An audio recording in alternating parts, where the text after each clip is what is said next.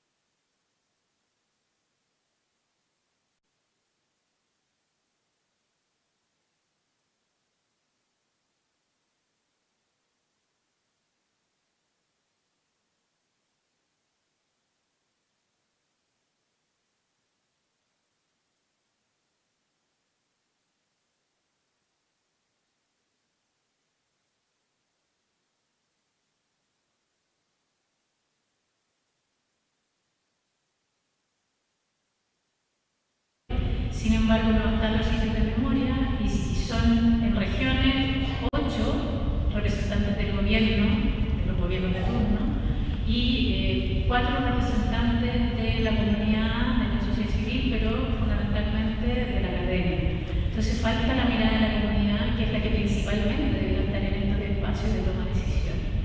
Y respecto de los sitios de memoria, nos parece que hablan de avances significativos cuando los sitios de memoria se reconocen dentro de la categoría de inmueble histórico. Pero no indica que esta corresponda a una categoría de carácter obligatorio para el Estado en materia de justicia transicional, entendía este como el conjunto de medidas que una sociedad utiliza para enfrentar un pasado de violación de derechos humanos masivo, sistemático. Obvia la obligatoriedad del Estado respecto a esta materia. Tampoco reconoce la contribución decisiva de las agrupaciones de derechos humanos, fundamentalmente compuestas por sobrevivientes y familiares que han sido actores fundamentales de señalar y gestionar sitios de memoria. Hay también una omisión sospechosa si no se enmarcan los sitios de memoria con las recomendaciones del informe de la Comisión Nacional de Verdad y Reconciliación, REDIF, también de Política y Tortura, del informe de la Comisión Balich sobre reparaciones simbólicas y colectivas. Lo que nos preocupa mucho es que ponen como un avance algo que es una obligación del Estado y que además lo corporativizan como si fuera una necesidad de los sitios de memoria y no esta obligación del Estado. Hay otro aspecto que nos preocupa, que es la burocratización y que tiene que ver con que la declaratoria de los sitios pasa por un informe previo de la Subsecretaría de Derechos Humanos del Ministerio de Justicia. Y también con eso se desacredita la participación de las organizaciones y nos parece que eso es un aspecto que hay que revisar profundamente. No existe mención también sobre el financiamiento, eso es un tema súper profundo que tenemos que abordar porque hay un financiamiento fundamental sobre aspectos que abordan las organizaciones, los gestores y gestoras del sitio de memoria también que tiene que ver con la formación, que está bastante ausente. No se menciona tampoco la entrega a la comunidad de los inmuebles de jurisdicción de las Fuerzas Armadas y tampoco se menciona algo que para nosotros es hora de que lo empecemos a mirar, que es la desmomentalización de la figura, el estatus de los criminales de esa humanidad. Para terminar, a ver, hay una conclusión muy general que tenemos desde AFUCAP, es que la propuesta termina siendo burocrática y tecnocrática, más corporativista, no hay interés, no hay valor en el interés público de la declaratoria, es muy general respecto de los procedimientos y no anda en materia de financiamiento ni dotación de funcionarios y funcionarias, la estructura está muy compleja y más adelante también obviamente ese tema se va a revisar. Percibimos un alto nivel de burocratización, mucha representación de los gobiernos de turno y poca participación ciudadana. Y para terminar, en estos tiempos que corren, nosotros hubiéramos esperado tener un enfoque de género presente. Sería esperable que las redacciones de las leyes también consideraran el lenguaje inclusivo, porque a la luz de esta ley da la impresión que los legisladores no tienen esa convicción ni siquiera partir con el lenguaje como primer paso a la inclusión. Muchas gracias.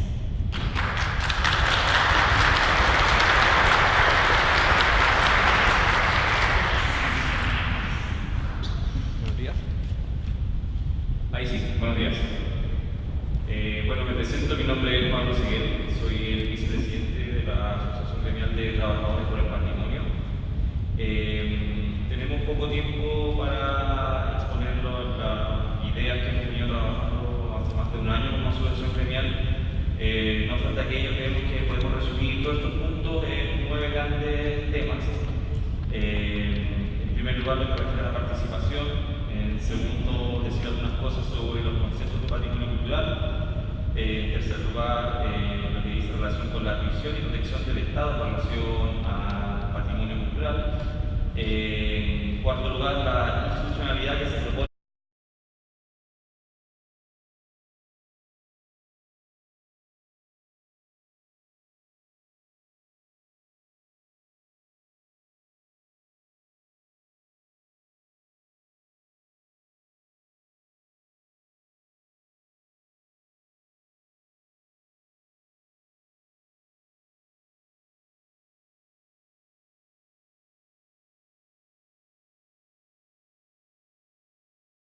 abierta y también poder tender puente hacia el conjunto de la sociedad civil para debatir.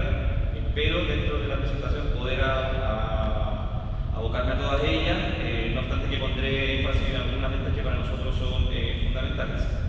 En primer lugar, uno de los aspectos que nos gustaría señalar dice en relación con el fundamento de la ley. Nosotros como asociación gremial creemos que la ley, en términos generales, responde a una necesidad que hoy en día tiene la institucionalidad en patrimonio cultural, que es efectivamente la necesidad de adecuar los instrumentos de gestión a la realidad que hoy en día se presenta en el territorio y a nivel nacional. Desde ese punto de vista, uno puede considerar que esta propuesta de reforma a la ley de monumentos es un avance. Y sinceramente creemos aquello.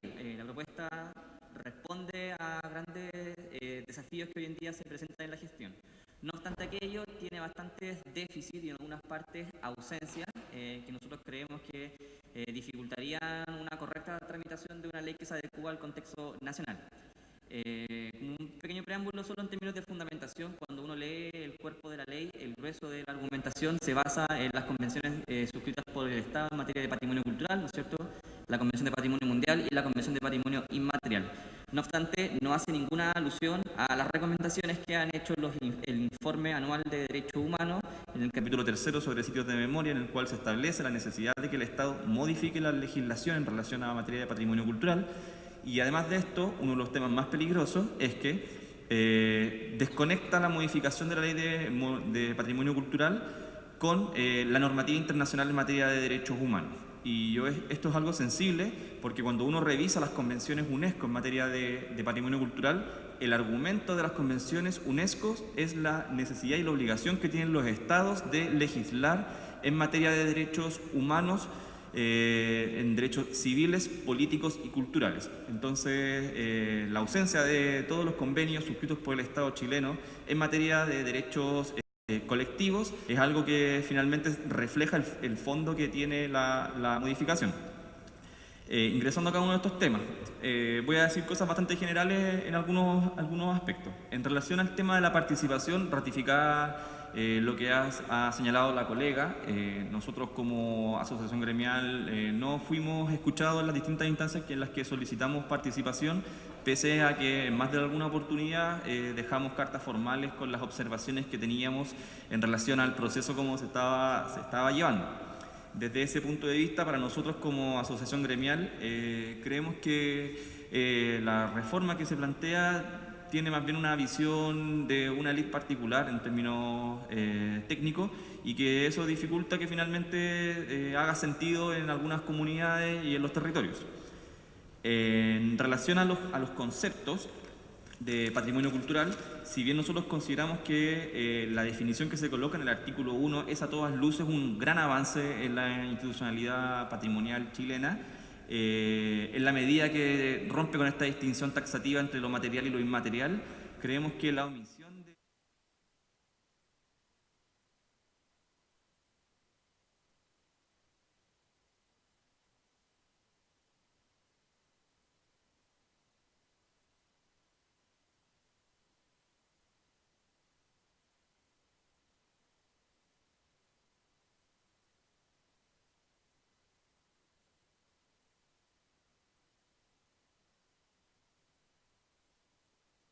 va en contra del artículo 8 de la Declaración de Derechos de los Pueblos Indígenas de la Organización de las Naciones Unidas, suscrita por el Estado chileno, en el cual se señala taxativamente que los pueblos y los individuos indígenas tienen derecho a no ser sometidos a una asimilación forzada ni a la destrucción de su cultura. No legislar en materia de patrimonio cultural indígena es asimilar culturalmente el patrimonio indígena. No generar insumos en la misma sintonía de la legislación que el mismo Estado ha suscrito es una omisión de un derecho y de una obligación que el Estado se ha planteado.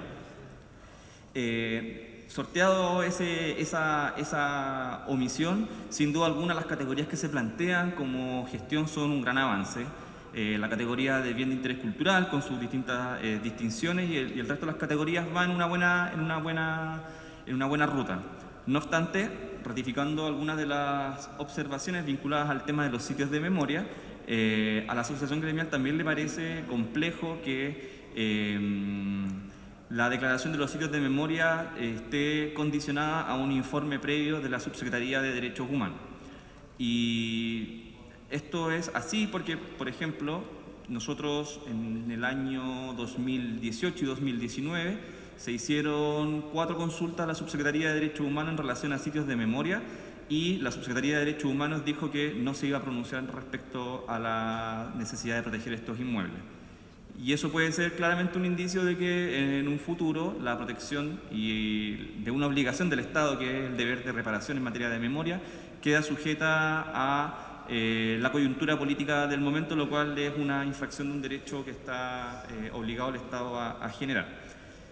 En relación a los puntos de tuición y la protección que le corresponde al Estado, si bien también es un avance en diversos puntos, nosotros creemos que es complejo que se relegue a un segundo lugar la participación de los grupos pertinentes, o finalmente lo que uno puede decir, las comunidades legatarias, y los individuos que tienen incidencia en esta materia.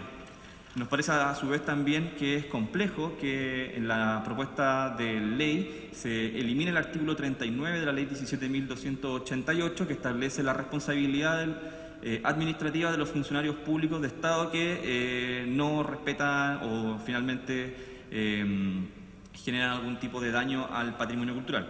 La omisión de ese artículo es extraño y para nosotros creo que es un problema que esta no se incluya. Finalmente, nosotros creemos que también como un tema de enfoque hay que también desestatalizar la responsabilidad en el cuidado y la construcción del patrimonio cultural nacional y hay que tratar de instalar un enfoque de corresponsabilidad, es decir, la construcción y protección del patrimonio tiene por una parte un deber de Estado, pero por otra parte también tiene la necesidad de incorporar a los grupos afectados y eso es algo o grupos interesados, eso es algo que es bastante elocuente y que constituye un enfoque de fondo en relación a lo que estamos discutiendo en esta oportunidad. En relación a la institucionalidad del patrimonio cultural, si bien como asociación gremial aún no tenemos una posición única respecto a la salida del Consejo de Monumentos Nacionales y de las Secretarías Técnicas en relación a lo que es hoy en día el Servicio Nacional del Patrimonio, sí tenemos grandes reparos a el carácter presidencialista de este nuevo Consejo Nacional del Patrimonio Cultural. Sin ir más lejos, cuando uno revisa quiénes son los integrantes de este nuevo consejo, por ejemplo, en el Consejo Nacional del Patrimonio Cultural, el 58,8% lo conforman representantes del Estado y el 21% lo conforman representantes de la sociedad civil que dependen directamente de la designación presidencial. Es decir, el 70% de los nuevos consejeros dependen de la designación presidencial. Si uno va al análisis regional de los consejos, la situación es un poco más dramática porque el 70% de estos son de funcionarios estatales, designados claramente por una administración de turno, y el 30% de ellos también están sometidos al mismo mecanismo. O sea, finalmente solo un 10% de la participación regional no está sujeta a designación presidencial. Eso es bastante complejo y es una contradicción con el fundamento de la ley. El fundamento de la ley es que precisamente se quiere hacer llegar la cultura y el patrimonio a los territorios, no obstante aquello, criticándose además el carácter centralista que tiene la actual institución, pero cuando uno va finalmente al análisis de quiénes son los que toman las decisiones, el 70% de los nuevos consejeros dependen de la confianza del presidente del momento. Y eso es precisamente replicar el carácter centralista y presidencialista en una institución que dice responder los intereses de las comunidades y en el territorio. Relación a la desconcentración tiene algunos puntos que la hacen un poco compleja en relación al tema de la participación y de los procedimientos. En ese punto, nosotros creemos que si bien es un avance que se haga mención a diversos mecanismos para la participación, creemos que tiene que ser menos reglado. ¿Por qué? Por ejemplo, si nosotros como Estado nos obligamos a definir un procedimiento que tiene tales niveles o tales interlocutores, si el día de mañana en la gestión en el territorio nos damos cuenta que estos procedimientos no son los más adecuados, la modificación de estos procedimientos requiere una modificación de la Ley de Patrimonio Cultural. Si por el contrario se enuncian en la ley estos procedimientos que serán a futuro definidos como un reglamento, si el día de mañana nosotros como profesionales de la gestión del patrimonio y también las comunidades identificamos que estos procedimientos no son los más adecuados, la posibilidad de modificarlos es a través de un decreto que modifique el reglamento. Y eso es precisamente desburocratizar. En relación al impacto ambiental, es un tema bastante complejo porque finalmente cuando uno identifica cuáles son los principales riesgos al patrimonio a nivel nacional, encontramos que son tres grandes situaciones. Por una parte, la explotación de recursos naturales que va en sintonía con el modelo de desarrollo que hemos adoptado como sociedad. En segundo lugar, la expansión urbana no planificada y en tercera instancia, los proyectos de inversión. Cada uno de estos elementos son necesarios, claro está. No obstante aquello, lo más adecuado es adecuar esta nueva modificación a la legislación actual en términos ambientales y no restringir algunas competencias que tiene el Consejo de Monumentos Nacionales, sobre todo en la función de supervigilancia y en la eventual función de fiscalización que puede llegar a tener el organismo que no está contemplado en el artículo. Es decir, se enuncia el deber de supervigilancia, pero no hay ninguna competencia desde el ámbito de la fiscalización. O sea, finalmente puede suceder lo mismo que le pasa al CERNAC o al Servicio de Impuesto Interno, que pueden identificar eventuales infractores de la ley, pero no tienen ninguna facultad para poder llevarlos a otras instancias. Y eso también es algo que es complejo y que debiese establecerse. En relación al tema de las colecciones privadas, hay un tema con los plazos de la regulación que es un poco complejo, que en la práctica da mucho tiempo para el huaqueo, es decir, 5 años para que se regularicen todas las colecciones patrimoniales, ya sea arqueológica o de otra naturaleza, que estén en manos de privados. Es un tema bastante complejo porque deja mucho tiempo para que se blanqueen bienes que ya fueron adquiridos a través del huaqueo o compra abiertamente ilegal de los mismos. En relación a las infracciones, hay algo que a nosotros nos quedó una duda, que no tenemos claro, por ejemplo, si estas infracciones son complementarias o son excluyentes. Por ejemplo, si las intervenciones no autorizadas son compatibles con los daños a los monumentos históricos. Por ejemplo, si una empresa inmobiliaria en una zona típica decide no solicitar autorización, puede que finalmente se lo penalice por una intervención no autorizada. Pero ¿qué pasa cuando esa intervención no autorizada daña gravemente el patrimonio cultural? Se lo judicializa por infracción a una tramitación no autorizada o se la judicializa por un daño en un monumento histórico. Lo razonable es que sea por ambas, pero al no estar claro, se genera ahí una suerte de vacío. Y finalmente, dado que ya se me acaba el tiempo, uno de los aspectos que para nosotros como asociación gremial es clave es la situación laboral de los trabajadores de la Secretaría Técnica del Consejo de Monumentos Nacionales.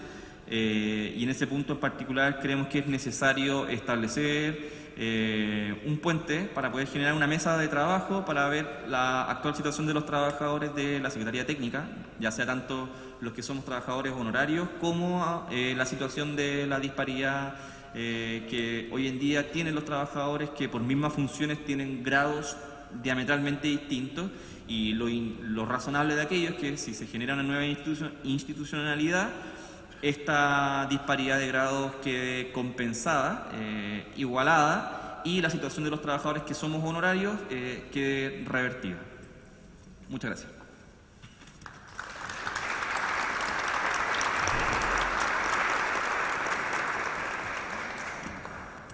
Bueno, muy buenos días. Mi nombre es Tania González, desde la Asociación Nacional de Trabajadores del Patrimonio. La verdad es que mi misión es ser bien precisa y concreta respecto a nuestra visión como trabajadores mayoritariamente dentro del Servicio Nacional del Patrimonio Cultural en torno a este proyecto de ley. Aquí una de las cosas que como trabajadores nos causa una gran preocupación es la disgregación ya de esta visión integral respecto al patrimonio. El Ministerio de las Culturas, las Artes y el Patrimonio nace con el objetivo de juntar en un solo órgano, que sería en este caso el servicio, que acoge a la ex-DIVAM, ¿ya? La Dirección de Biblioteca, Archivo y Museo, con algunos de los departamentos que venían del ex-CNCA, ¿ya? Estamos hablando de pueblos originarios, patrimonio cultural inmaterial. Obviamente el Consejo de Monumentos siempre ha estado, también es parte, siempre se ha subentendido que era parte de la DIVAM, pero sí, efectivamente, desde el punto de vista de la identidad, se perdía un poco dentro de esa gestión. Ahora, es por eso que hoy día que se nos diga que a menos de 2 años de la promulgación de esta ley, de su entrada en vigencia, va a volver a cambiar la estructura, es algo que nos preocupa. Y como comentaba Pablo, a eso se suma la preocupación de que no existe a la fecha una propuesta del traspaso, de las condiciones de traspaso de esos trabajadores y trabajadoras que se tendrían que ir, en este caso, a la Subsecretaría de Patrimonio. Estamos hablando del Consejo de Monumentos Nacionales, Departamento de Pueblos Originarios y el Departamento de Patrimonio Cultural Inmaterial. Para nosotros eso obviamente es algo que tenemos ahí a la vista, que estamos esperando que las autoridades se pronuncien respecto a esa situación, porque más allá si estamos o no estamos de acuerdo, necesitamos saber cuáles van a ser las condiciones de ese traspaso. Por otro lado, también dejar en evidencia que el tema de la participación para nosotros siempre fue criticada desde el día 1 en virtud de cómo se entiende la participación. No hay que olvidar que la participación ciudadana, la participación colectiva en estos procesos es parte de los principios que sustentan al Ministerio, ¿ya? Por lo tanto, consideramos que aquí hubo como un mal augurio respecto a cómo nace este proyecto de ley. Porque a pesar de que nosotros sí conocemos el listado de casi 80 instancias participativas que maneja la Subsecretaría del Patrimonio, no podemos poner al mismo nivel de participación, porque son tanto valores como implicancias e intereses distintos a las comunidades de pueblos originarios versus a la Cámara Chilena de la Construcción. Me parece que decir que esas son instancias participativas en igualdad es un absurdo, ¿ya?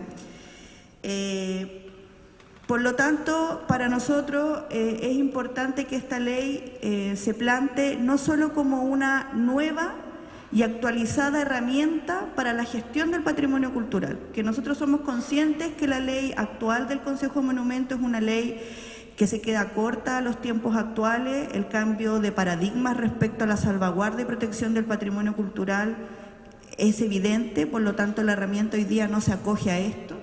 Nosotros no estamos en contra de esta actualización, pero sí nos parece que ya plantear una nueva orgánica o una nueva estructura en el fondo no está respondiendo necesariamente a esto.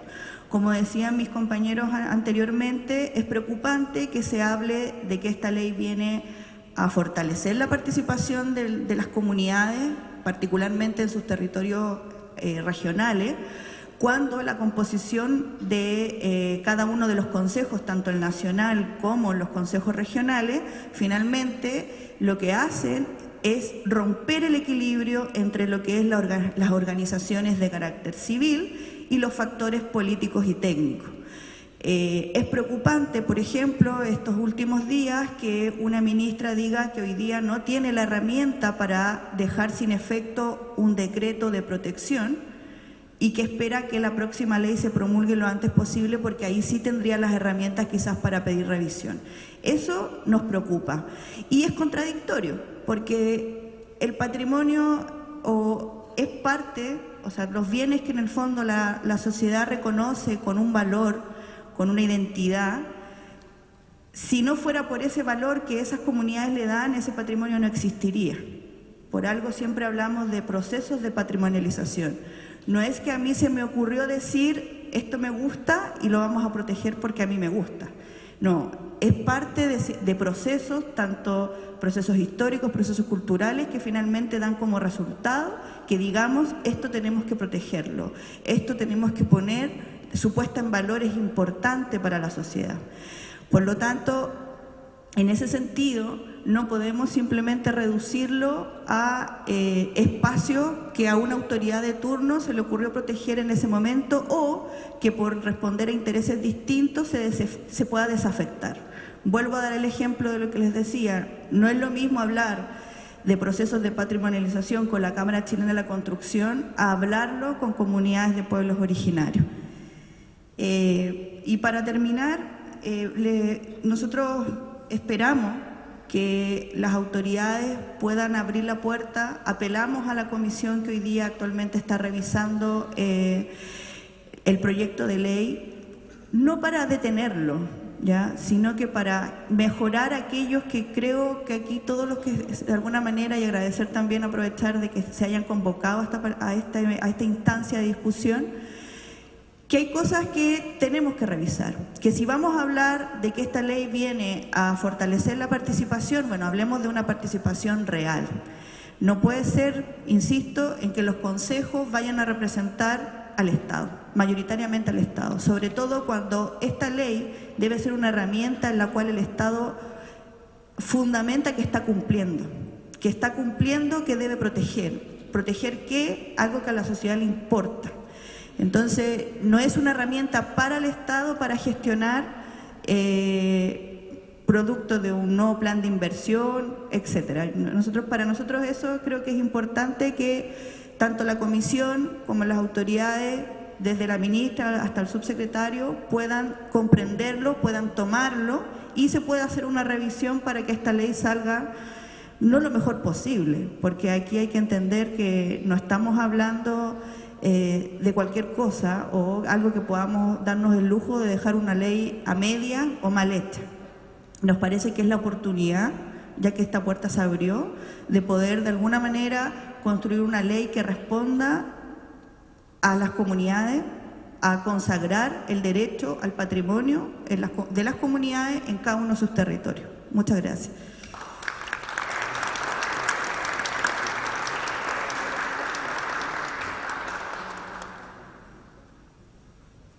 Bueno, ahora los invitamos a hacer algunas preguntas. Como habíamos dicho al inicio, 3 preguntas por mesa para poder ir ajustándonos en los tiempos. Marcos Bravo es quien va a coordinar la palabra porque tenemos un micrófono acá.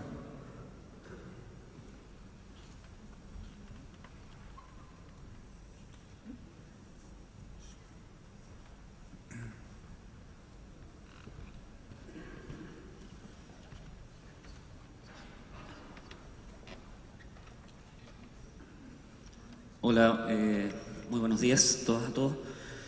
Mi nombre es Alberto Rodríguez, vengo en representación de la Asociación